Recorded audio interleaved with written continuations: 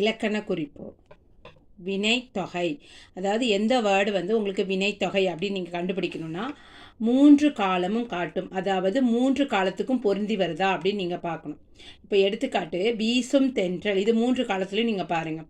நிகழ்காலம் எதிர்காலம் சொல்லுவாங்கள்ல, அப்படி 3 காலத்துலேயும் வீசும் தென்றல், வீசுகின்ற தென்றல், வீசிய தென்றல், இந்த மாதிரி 3 காலத்துக்கும் ஒரு வார்த்தை பொருந்தி வந்துச்சுன்னா அது வந்து உங்களுக்கு வினைத்தொகை அப்படின்னு சொல்லுவாங்க. அடுத்து வந்து வியங்கோல் வினைமுற்று.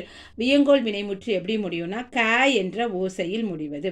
இப்போ வருக, செல்க, இந்த மாதிரி க என்ற ஓசையில் முடிந்தால் அது வியங்கோல் வினைமுற்று. அடுத்தது வந்து பெயரச்ச விகுதி. எது பெயரச்ச விகுதினா அ என்ற ஓசையில் முடிவது. பாடிய, உண்ட, இந்த மாதிரி அப்படிங்கிற சவுண்டு வந்துச்சுன்னா அது வந்து உங்களுக்கு பெயரச்ச விகுதி.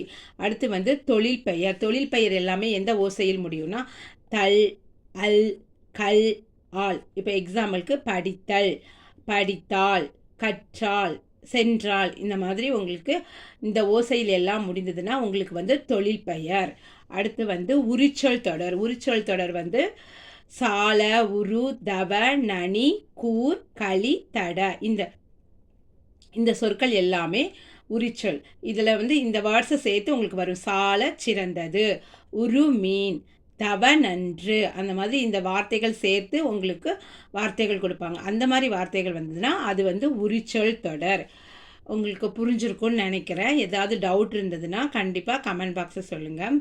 இதை நீங்கள் அப்படியே எழுதி நோட்ஸ் எடுத்து வச்சுக்கிட்டிங்கன்னா உங்களுக்கு எக்ஸாம் டைமில் ரிவிஷன் பண்ணுறதுக்கு ஈஸியாக இருக்கும்.